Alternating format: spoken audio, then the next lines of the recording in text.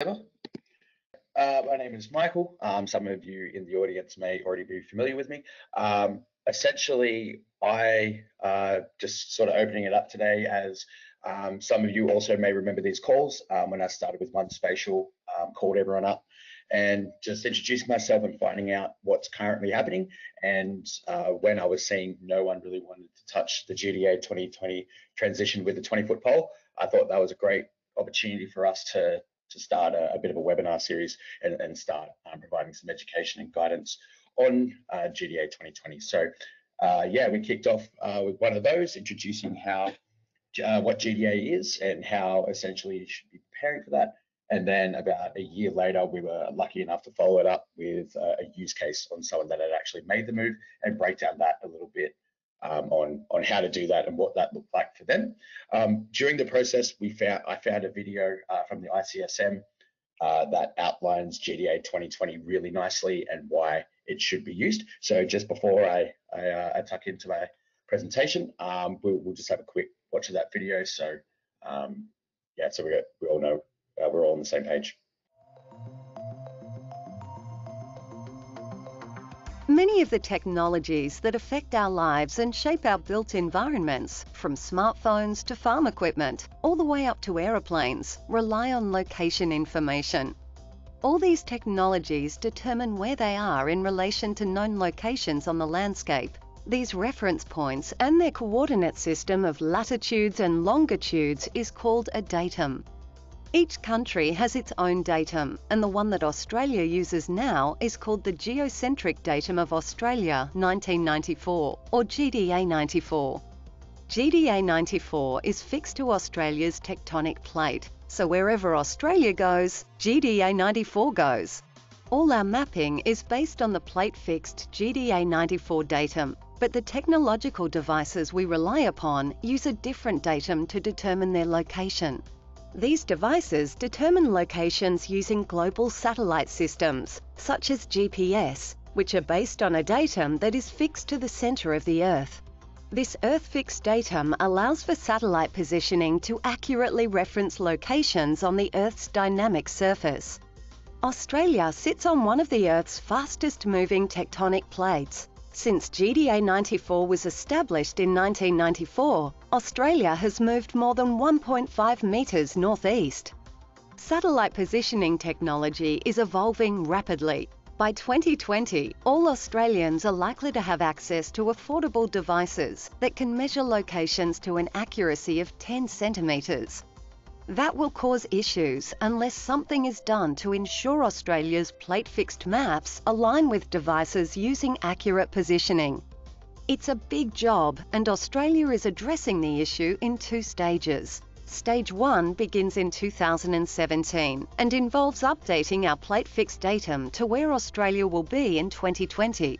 Called GDA 2020, it will define locations 1.8 meters northeast of GDA 94. In the next 3 years, GPS locations will converge with features represented on our maps. Stage 2 begins in 2020, when we will be able to implement a datum that keeps Australia in step with satellite positioning technology. Australians are growing more dependent on location technology and stand to benefit from accessible, accurate positioning. But these benefits won't be realised unless Australia's datum is modernised. Awareness of the change will be needed in any sector that uses spatial information. This includes mapping, surveying, construction, agriculture, environmental management, transport, insurance, emergency services, telecommunications, and scientific research. To find out more about how Australia's data modernisation affects you, please visit our website at www.icsm.gov.au. Yeah, thanks for that, Emma. And as you may have noticed, it was made in about 2018, so you can see that GPS location sort of moving to it. Might actually have a similar thing now, where the GPS is actually to the right of that fence, and there might be some consideration or yeah, something around that, bringing it back. But yeah, so I'll jump into to what's happening today. So from the previous webinars, as I was outlining before, we went through what the impact was, how to prepare, what the various stages were. So outlining things like how to doing a data audit first, making sure that you're documenting the process, bringing in all the key stakeholders, and educating those who will be on the downstream of spatial data, so they know what coordinate systems are, and essentially doing this properly, which actually was, when we looked into the use case with Bayside, that was probably their biggest task that they had to undertake, not so much the transformation side, which you can see on the bottom right there is still quite complex. But yeah, that's quite a good webinar to watch. That's available at our on-demand page. So yeah, highly recommend to go see those. As I said, the first one's a bit more of an introduction and what FME transformers are out there, with the second one kind of putting that into practice, and what that looks like. So that was from Bayside Council down in Victoria. What we're doing today is we get a second glance at a use case that's actually from a utility that you'll see later on from Charles at Yarra Valley Water. So so we were going through the Yarra Valley Water use case. This one's got a bit of a different flavour to the council one, and looks at why make the move and what actually the risks were of not doing so, the challenges that they faced going through that, and then it's quite a good look into what their operations look like post GDA 2020 migration, and their views on what the transformation means for them, and how useful it is. And then later on, we'll see Assist jump into the positional accuracy improvement tool that we have that can be used for shifting your asset data. And he also highlights how it can be used in tandem quite well with the GDA 2020 migration as one project, essentially. And it also highlights well that if you have business rules that are associated to your assets, like drainage, must meet pipes, things like that, how PAI is quite effective for bringing those rules in and building those quite quickly. There's not too much else from me, I guess. We'll just go into Charles's use case, I think, with Yarra Valley Water, and yeah, we'll see what it looks like from a utility perspective. Thank you, Michael. Hopefully everyone can hear me. I'll just click through. Okay, so hello everyone, and welcome. My name's Charles Moscato. I'm the Digital Intelligence Officer at Yarra Valley Water. Been in the company now for over 12 years, and essentially the whole GDA project was initiated by me, and I just want to give you some overview of the journey we went on. Firstly, just acknowledgement of country, and say Arana, which means welcome in the Wiradjuri language where I grew up. So as Michael alluded to, essentially just going to talk about our journey in relation to GDA 2020, the associated business risks, challenges faced, and the project benefits. So those who don't know Yarra Valley Water, we're essentially 1/3 of Melbourne Retail Authority, where Melbourne's urban areas split up in 3 separate regions, and Yarra Valley Water is primarily based in Melbourne's east. We service over 800,000 residential customers and 60,000 business customers, and have over $5.6 billion in asset infrastructure servicing those customers. So why the need to move to GDA 2020? Well, while being in my role, certainly was aware that GDA 2020 was coming up, but it wasn't until Land Victoria released a statement to say that they were going to cease supply of the GDA 9094 land base. Every week we receive a file over the 16 councils that are within our catchment, and we actually go through the exercise of updating our land base every week from that Land Vic supply. they sent out a notification. It was about a 6 months notification to say they were going to cease supplying the data in 1994, and that was primarily the catalyst to actually get this project up and running and implementing our GDA 2020 solution.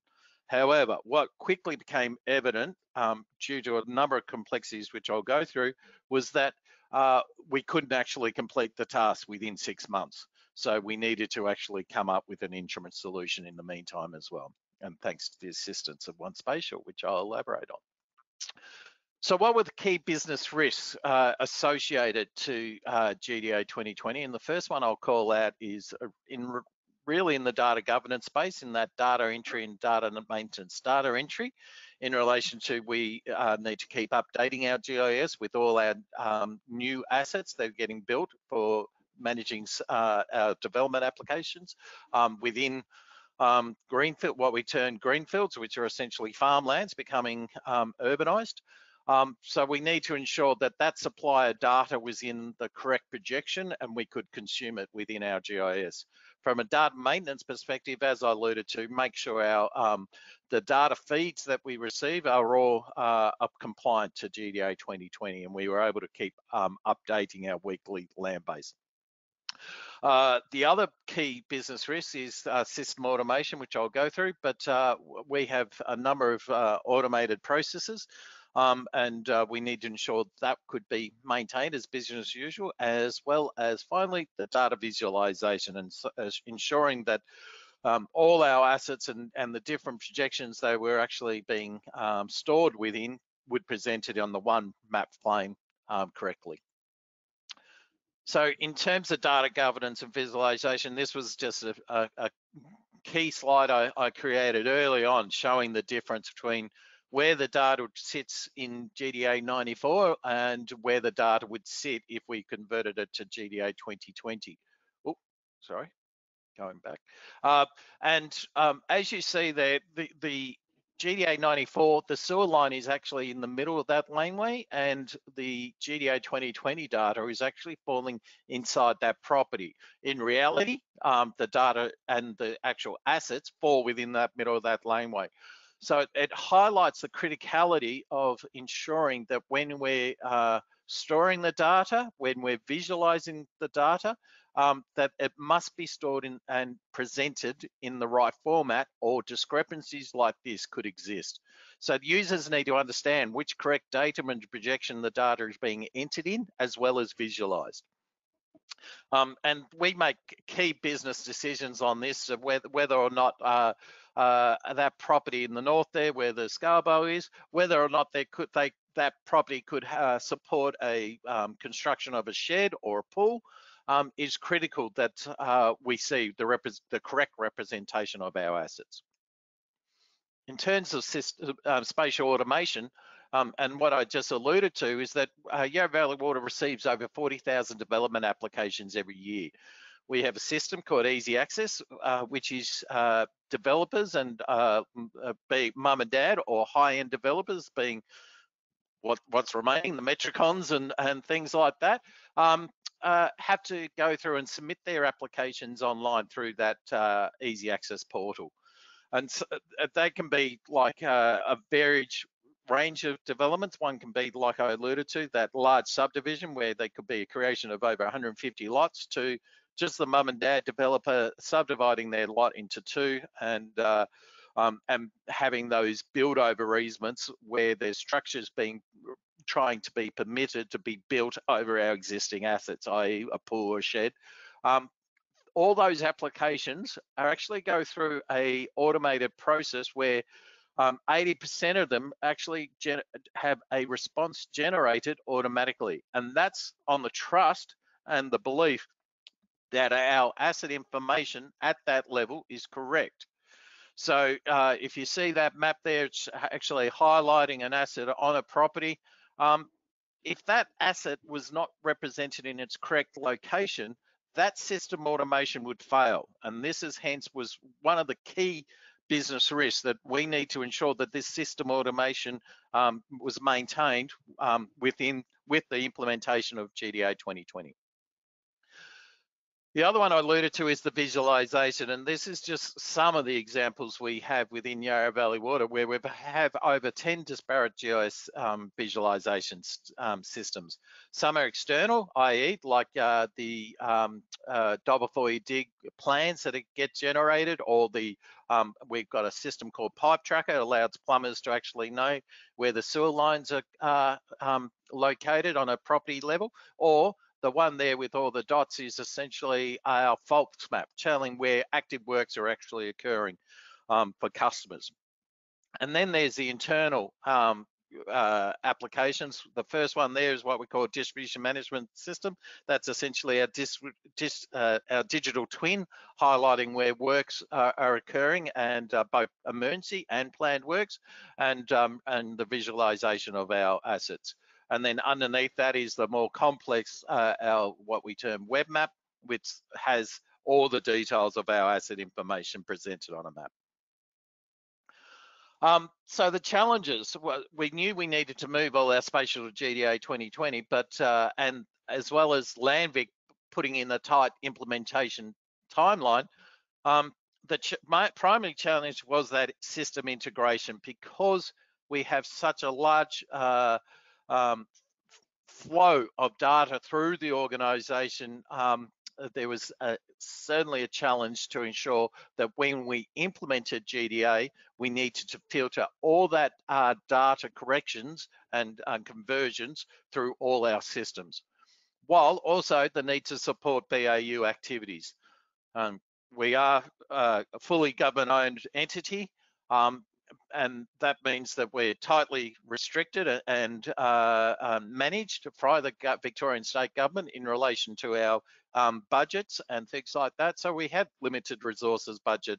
And as the key one to call out is that in business planning, I'm sure many of you will attest that you have a 1 to 2 year, 3 year, 5 year roadmap, and you outline and budget accordingly. This one is one of those unknowns that came in what we term mandatory. We knew we needed to actually, as a result of the Landvic adjustment, needed to pivot and adjust our plans, project plans. But what we didn't anticipate was the level of investment that was required. So initial budget allocation was $500,000. The actual project spend was well over 2 million, and a lot of that is probably, dare I say it, a bit of like over analysing the business risk and not just pushing the button and doing things. But in terms of that, we did go live and it was very successful, and there was no headaches. In terms of the systems impacted, just to give you an oversight of what I was saying when I said the flow of data, we certainly have our GIS, and it's an Oracle database based on the Hexagon product set, and it's our source of truth for all our spatial asset bitmap data and the miscellaneous sundry data. And I will call out that also both vector and raster. And so we knew that was the easy bit, being able to convert all that data. There was a number of mechanisms in place from a source perspective, but then how we actually went about making that flow of information into the other systems, primarily Maximo, which is our asset management system, which is managing our works and our planned works and emergency works, as well as service fault calls.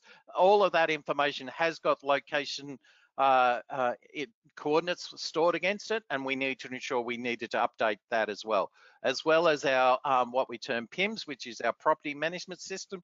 We create our own address information to support initially support that early stages of development prior to actually receiving the official legal addresses from government, and that's used for billing purposes. So we needed to also update and maintain that spatial information within that property system, and the flow of information through all of those that data. So what changed? This is just an example of the different types of changes that occurred. So within the GIS data, we have two sources of spatial information, one being the geometry itself, the actual a blob object actually storing whether it's a point, line, area, feature, or a combination of all three. That is the first conversion. The other one is just when it's attribution. So it's X and Y's or lat longs. Both of those needed to be go through and converted at the same time.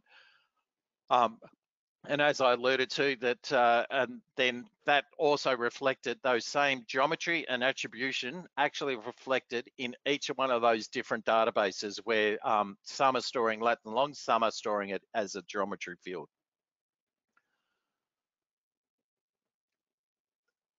I alluded to the need that we couldn't meet the tight deadline of Landvic's adjustment from supplying the weekly land base in GDA94 to GDA2020.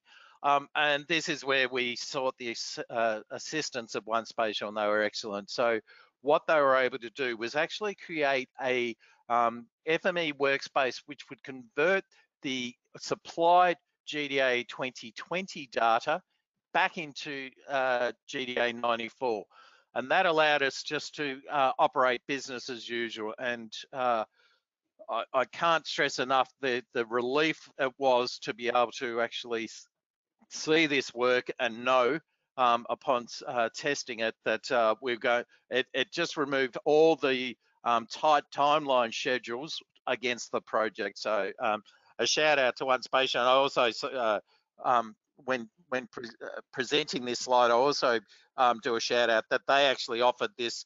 We paid for that service and that conversion. Once that workflow and establishment was created, they actually offered it as a service for all, and that was a real credit to OneSpace. Finally, so this is just a slide actually making sure that those old timers that may be on the call may have remembered the change that we went through in the mid 2000s of AGD 66 datum to GDA 94. Now that was a significant shift of over 200 meters. So through the normal BAU practices, when you'd receive data, you'd visualize it, you could instantly see that there was a discrepancy when seeing the data. This time between GDA 94 and GDA 2020, that discrepancy isn't as prominent. And so it really makes you have to think about and look at what data the data is being stored in, what data or supplied in, how the data is displayed, i.e. how is it presented on the map, what projection that map projection is, and then how you want to publish the data. So you may want to publish it to other services, being it other systems or just other customers. You need to actually understand what projection you want to supply that data in. So those are three key points to remember. And then finally, so we went live in May 2023. Certainly, as I alluded to, the challenge of the project was a number of outside factors, being the Landvic implementation of GDA 20, ceasing the GDA 94 supply.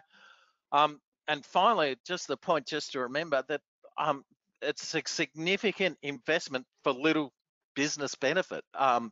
While longer term, we'll know when we actually bring in when we've all got those devices. It was funny listening to that video just before that by 2020 we'd all have devices with accuracy of 10 centimeters. Well, we're 23 and we still haven't got that, but on our phones and things like that, the devices are available. But for the investment and benefits, it really is a large expenditure to undertake without little business benefit. But that's all I had for you today. Thank you. I'll throw it back to Emma. So now we've got a recording from Assis Manandhar. He's from OneSpace. He's actually located in the UK at the moment. So he's kindly put a video together for us. Hi everyone. Hope you are doing well and enjoying this webinar today. I am Assis, Senior Consultant here at OneSpatial, and today I'm going to present on OneSpatial's PAI solution. Today I'll be explaining how we can help in various transformation and migration needs for your spatial data. Earlier today, we saw how FME can be used to migrate from GDA94 to GDA2020. However, while performing a GDA2020 migration project, you might need to, or you might want to perform some additional transformations on your data at the same time.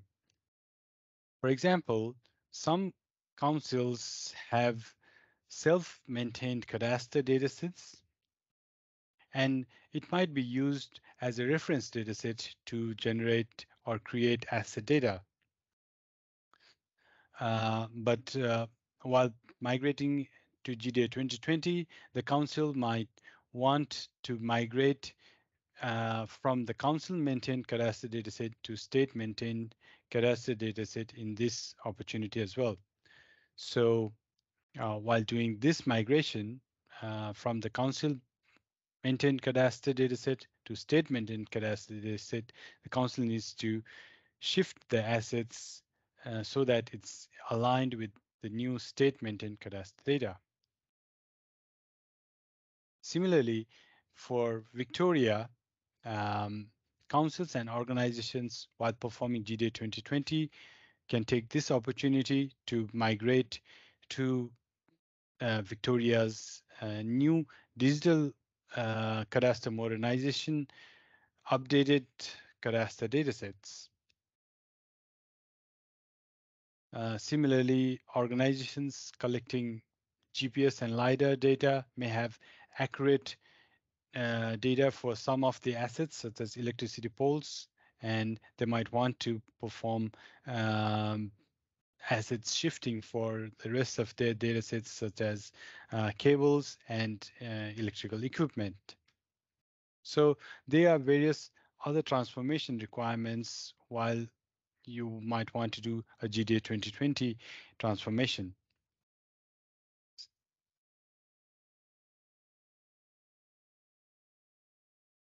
So we have a positional accuracy improvement, or PAI in short. PAI is fundamentally moving location data from one coordinates to another. For example, asset datasets, if they were captured with reference to the original dataset or reference datasets such as cadastre dataset, and when the reference dataset is improved, we actually need to update the asset data to maintain the spatial relationship. So to make this process easier and to maintain the relationships between the asset and the reference dataset, we have created the positional accuracy improvement solution. In our PAI process, our aim is to improve the accuracy of the features without compromising its shape or the topology with its and its topology. For example, the relationship between water pipes, electricity cables, footpaths with road, cadastre or buildings data. So those kind of relationships will be needs to be maintained.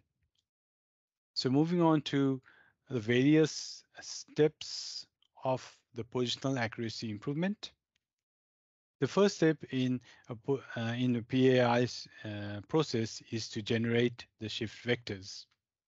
We can generate shift vectors by comparing the two reference datasets, the old and the new updated reference datasets. So in this example, we are using the cadastre dataset.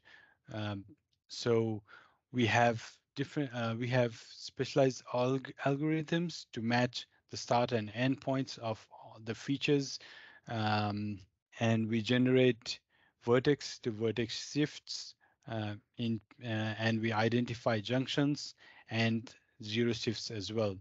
So once we have generated the shift vectors, our next step is to sanitize those shift vectors. This is an option. This is the step which we can use if you already have the shift vectors available on your data set. So if you have shift vectors, you can use PAI to sanitize them. PAI will compare the um, the before and after data sets um, and remove non-topographic shift vectors such as those generated from road center lines. It will classify shift vectors into a zero shift and outliers as well. So um, so we have a cleaned shift vectors, and this is an important step because if we have bad shift vectors, the the the data that we transform might be distorted, and we introduce different errors. So after we've sanitized the shift vectors, uh, the next step is to transform the asset data. During this transformation, PAI uses intelligent triangulation approach to actually not just shift the data based on the shift vectors, but actually um, consider the topology and consider the alignment of data. If the transformation was done on vertex by vertex basis using the shift vectors, it would have produced a distorted result. But in PAI, we use advanced tin models so that the transformation, the shape is not distorted, but but it is translated and rotated. So here we also snap source data set to original reference data set and the target data set to the new reference so that the topology is maintained. Finally, the last stage in PAI process is to report on items that have not been correctly transformed.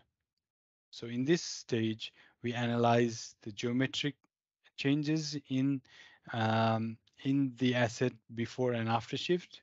We analyze the connectivity and relationships to the various reference data sets, and we analyze the target data with the new reference data. So the validation and reporting step is based on the business rules particular to your organization. So after we have generated the shifts, sanitized and transformed the data, we validate the transformed data, and if there are any issues, those would be highlighted so that you can manually update those issues. Here I've got a screenshot of PAI's map viewer, and I've used PAI to migrate water pipes or transform water pipes from the old cadastre dataset with the newer reference cadastre dataset obtained from the DCM project. Here we can see that the cadastre dataset is in purple, and the water pipes connected to the cadastre datasets are in blue. In this next slide, I have the cadastre dataset, which is obtained from the DCM project, and we can see that there is the cadastre dataset has shifted, and in this image we can see that the cadastre dataset shift is higher or of greater magnitude in the right the cadastres on the right hand side of the road, whereas it's small in magnitude in cadastres in the left side of the road. Just an example, we can see the difference between the 2 points in in this cadastre is 0.6 meters. So we feed both the new and old cadastre dataset into PAI. So PAI will analyze both both the cadastres, match the vertices, identify the common cadastres, and generate shift vectors based on them.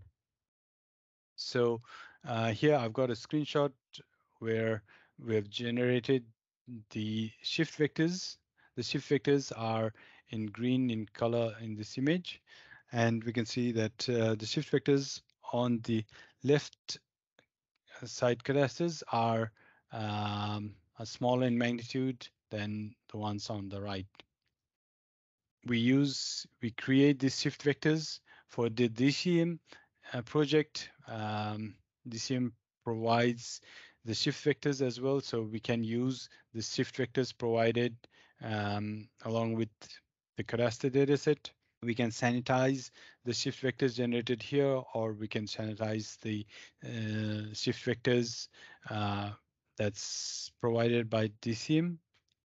So after sanitizing, we can use those shift vectors to apply those shifts to the water connections. So here I've applied the shift vectors to the existing water pipes.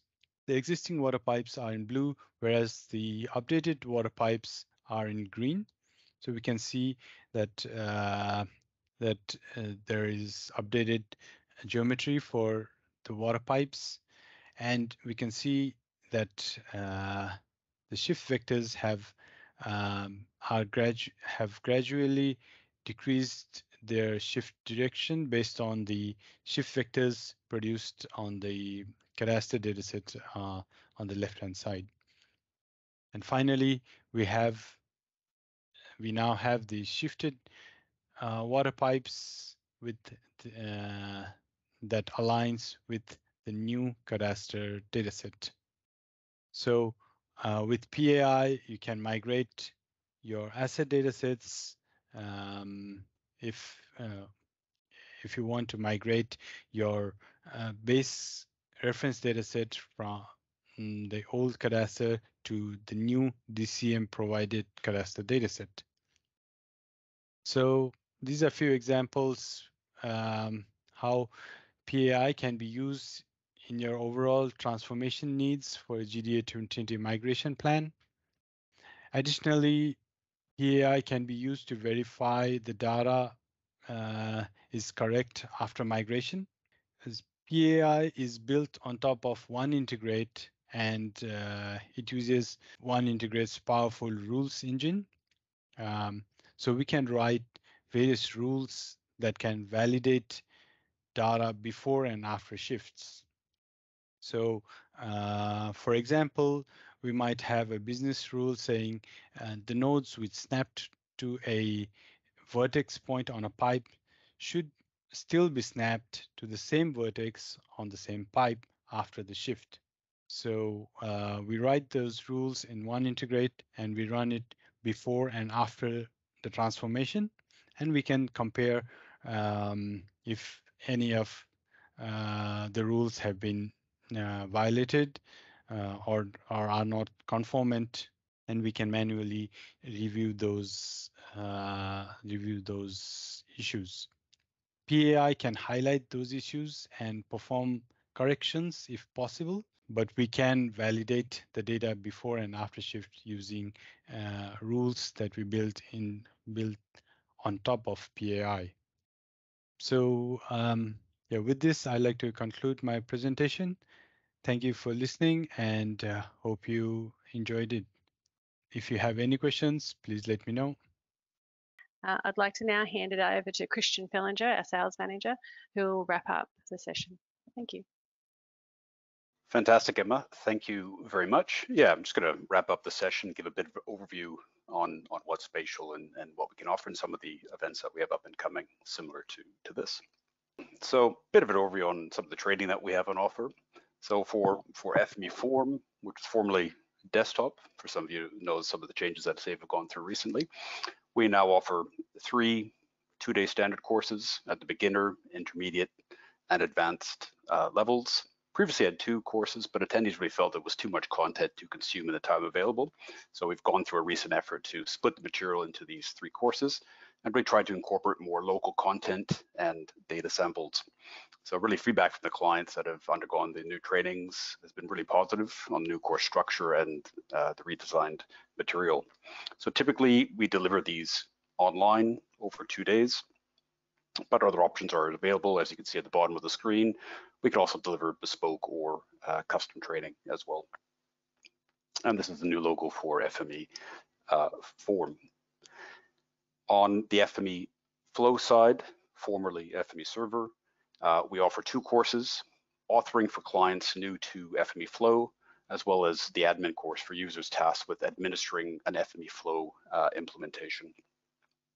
Again, typically delivered online, but other options available, as mentioned. And we're hopefully looking to run our first admin course later this year. There's been a lot of interest in that from our users. Short overview on the services that we offer for those of you not familiar with us. We offer facilitated product evaluation, demos, proof of concepts, also consultancy project work. So this is delivered by our services team. We have a staff of 6 services consultants, of which ASIS is 1. Really, this is a key part of our offering, and this can be used to assist with your move to GDA 2020, similarly like we did with Year of Early Water that Charles shouted out. Thank you for that, Charles. This could be on FME technology or even our own OneSpace technology, like the PAI technology that ASIS covered. Public and private training services, your place or ours. Really, I think since COVID, the most common delivery mechanism for training is our online training courses. That's the majority of the courses that we offer, and it's really been well received by our customer base and those who have attended the trainings. One-to-one mentoring and workspace reviews, as well as annual maintenance with all-inclusive technical support. This is first-line technical support from our local help desk facility. Expertise from OneSpace and FME consultants. On the FME side, all of the services staff are FME certified at the various levels, which you can see on the bottom right of the screen, and all the sales staff are FME certified business professionals. Bottom of the screen are our contact details. If you want to get in contact with sales, sales.australia@onespatial.com. On the support side, support@onespatial.com, and our contact numbers at the bottom of the screen. In terms of some of the events we have up and coming on the agenda, next one is on the 7th of September, which is the free FME Accelerator. So people who are not familiar with the FME Accelerator, I should say, it's a 90-minute free hands-on session introducing FME technology. We provide access to software, it's instructor-led, and really serves as an enhanced demonstration. Not designed to replace formal FME training, but just a really good introduction to the technology. And it's really a great way to introduce non-technical decision makers to the potential benefits FME can provide to your respective organizations. October, we're looking at doing an automated asset shifting webinar, and this is very much focused on the PAI or positional accuracy improvement technology that ASIS covered. Then in December, we're doing another speed dating with Don and Dale session. For background on that, it's really an opportunity for select clients to meet with Don and Dale, founders of Safe Software, and ask them anything about FME technology. So this is a fun, interactive session that I know really, Don and Dale really enjoy and provides a lot of value to clients. The screenshot at the bottom is from the last speed dating session that we ran. I was lucky enough to be part of that. And in that session, we learned the origins of the FME lizard, which was very interesting. So really a great session. Then in November, we're doing another round of our annual breakfast seminar, and in select cities throughout Australia. As part of this, we'll provide an update on key takeaways from the upcoming FME User Conference, which we'll mention in the next slide, as well as OneSpace technology updates. As mentioned, the FME User Conference, or UC, is up and coming. taking place in Bonn, Germany from 5th to 7th September. Myself and one of our senior technical consultants, James Botterill, are lucky enough to be attending the event. So I'll spend 3 days talking everything about FME. For any of you that are lucky enough to attend, can afford the airfares, which are very steep, please stop by the OneSpace Lounge for a chat with myself, James, and some of our UK colleagues who are attending as well. That's all from me. And I think we've had a few questions come through during the webinar that we'll happily answer now. So can I please ask each speaker, panelist member to turn on their microphone and camera, and we'll try and answer the questions that have been asked. Thank you. So Charles, you mentioned that it was a large investment for little business benefit. What have been the outcome if Yarra Valley didn't do the investment? And do you believe it will have a ROI? Yep. Okay, so as I alluded to in the presentation, it was more a mandatory project because to essentially align our data sets with the Victorian State Government's land-based data, we needed to make that shift. If it wasn't for that dependency on land Vic, we potentially could have held off a lot longer. If you, those who are on the call, remember back that initial presentation of the video highlighted that the primary reason is GPS coordinates. So our business doesn't really use GPS devices out in the field, but we certainly see that coming in the next 5 years with the things of augmented reality, actually pointing your phone at along the street level and actually seeing where our pipes sit underground. That type of functionality, while it's not fully implemented yet, is coming. And that's why we need to ensure that we maintain and update our data to GPS, essentially GPS coordinates. So there is longer term benefits, but right now, not so much.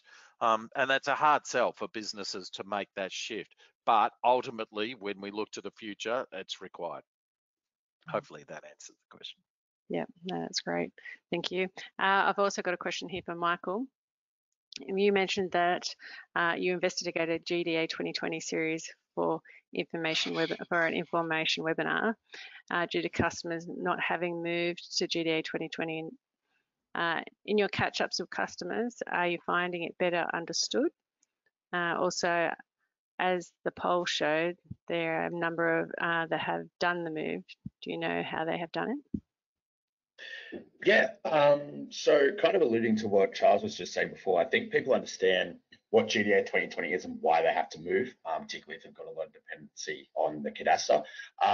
But I think, yeah, there's still a bit of a lack of understanding, I think, on what it takes to do the move. So I actually get a lot of people coming in saying that they think that GDA 2020 is something they can just kind of outsource and I don't have to worry about it, and I can just go on. But the reality is that when you're dealing with your data, your systems, you guys know that best. So there is an element where you do have to kind of address it and understand it and see what's involved. So from that perspective, I think that's still that's still not quite understood or has quite prepared for. But in terms of the actual, like, yeah, the people, like, no one really has any kind of issues understanding why they have to move. It's just more not knowing the kind of involvement that is required from them. That can't just be sort of handled somewhere else. In terms of actually completing the move, so I've heard of a couple councils that have done it. Some people have brought someone in, like, specifically to work on it so that they can sort of, it can be a bit more business as usual with everyone else. Others, such as Jamie in the Bayside City Council use case, that's on our on-demand webpage that you can watch. That's more of a done in-house sort of one-man band completion of it, which is, you know, yeah, as you see in the webinar, it's quite an effort. Yeah, so work.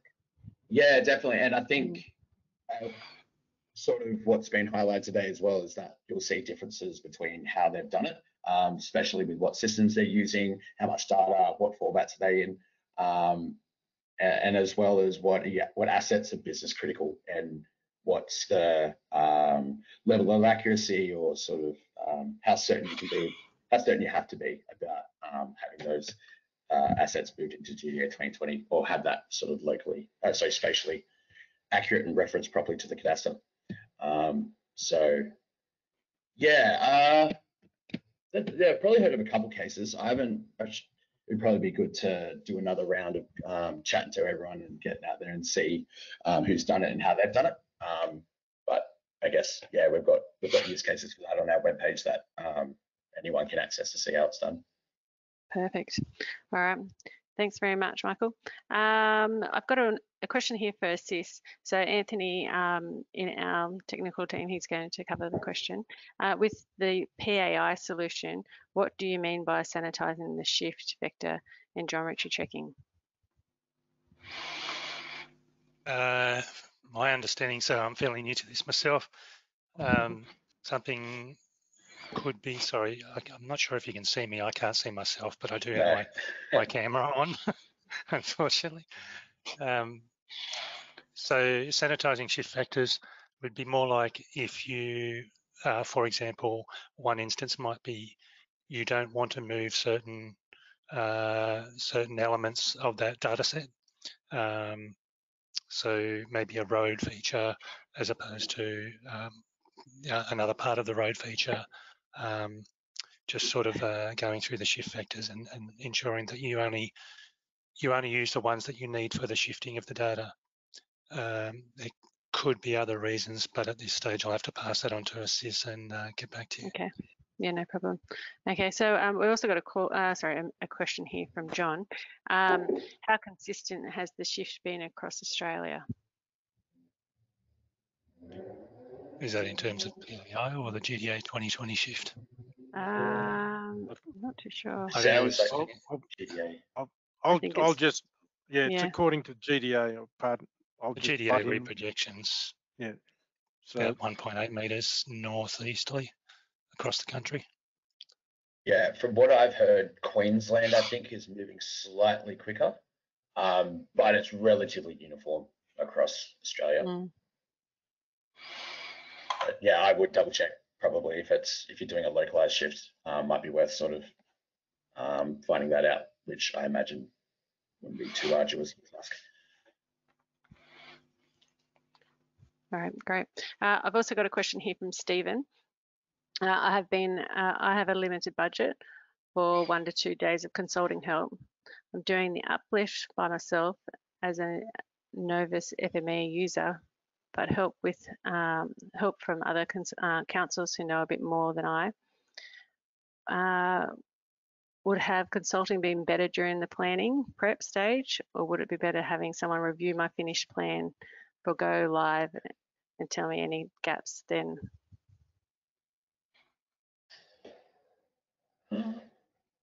Depends on the data set and your knowledge and experience, I guess. What do you think, Michael? I think you've said some people have done it by themselves, or I think you highlighted planning was pretty important. Some of your feedback that was better. Yeah. Planning hasn't been done, but yeah, when you share your thoughts on that. Yeah, no, definitely. So kind of what I was saying before of the reality is that someone can help you come to the planning stage, but it's going to be a very collaborative process. So, we can't we're not going to automatically know what all your systems are, what the versions are, and all that sort of stuff. So planning it can't be something that you just sort of outsource and don't have anything to do with. It is a very collaborative process, and at the same time, what data is fit for purpose and your processes are all things that are held with the organization. So if I was to have a couple of days, it'd probably be something I would do, like what you suggested in the question, like a review of what that plan looks like and just sort of ensuring that all the right downstream places are sort of secured and you're informing the right people. Because from my experience, the actual transformation from GDA 94 to 2020 isn't the bulk of the project. It's the scoping. It's making sure that when it is done, there's no headaches. Kind of what Charles, I think, was alluding to too, of that they took a very long time to look at it, but it did mean that when it was done, there were no headaches. So yeah, that would be my feedback on that. Okay. I've got another question here from George. It might be best that you answer this one, Charles. How do we explain to people that it's more complex than running a simple reprojection from 94 to 2020? I think one of my slides alluded to there's like both attribution as well as geometry conversion. Just having that aspect and understanding the differences and having the tools to convert both those applicable data sets is important, as well as we all know, like in Melbourne, we use MGA Zone 55, GDA 94. Most of our data was stored in that projection. Wherever you are in Australia, there may be different nuances. Other localized projections is VicGrid, could be in lat longs. All these things come into play to make it a lot more complex than just a simple shift. You need to actually, and then the different, how is that data stored? It could be, in our case, stored in an Oracle, it could be in shapefiles, could be in all those different mechanisms that our spatial data is stored in. So it's to briefly explain that to someone is quite complex, but it's really around having that discussion and articulating that there is all those types of complexities that take place when we're converting that data. And I think what's interesting with the key takeaway from your presentation, Charles, is that spatial was actually easy, but you've got the asset management system, you've got the PIMs and all these disparate systems, and they're all integrated. That's the tricky part, because it could be projected coordinates, could be unprojected. So there's many more complexities as opposed to, but that really came across in your presentation. That's really complex in these integrated systems where it's easy. Those systems all needed to still be operational at the time of the conversion. So yeah, so you can see the budget why it when it was what it was. I've got another question here for you while you're there, Charles. This one's from Daniel. What positional coordinate system is used for Yarra Valley's GPS web app? So we actually export our data in GDA 2020 MGA Zone 55, so a localized projection for Victoria. Now, we do have other services that are internal. Our DMS system that I alluded to, that is actually being consumed within the Mapbox-based projection. Offhand, I can't remember it, but so it depends on who is actually consuming that data. It depends on how we project and present that data. But our external WS feed of data is in GDA 2020 MGA Zone 55. We're sort of coming to the end of the webinar. If there's any other questions that you want to send through, we can answer them later on and get in touch with you. But for now, we might conclude. So I would like to say a big thank you for joining us today, and we hope you found the information informative. And a huge thank you to Charles. Thanks, Charles, from Yarra Valley Water, and also our services team, Assist, for putting the recording together for us all the way from the UK. So we also value feedback, so please take a few moments to fill out our post-webinar survey that will be sent to you shortly. Your input will help us improve future events and cater to invest in your needs better. Before we officially conclude, I invite you to connect with us and follow us on social media channels. You can also subscribe to our newsletter that goes out once a month and stay up to date with upcoming events, webinars. So I'll send you that link too. So thanks everyone again for joining us, and we hope to see you next time.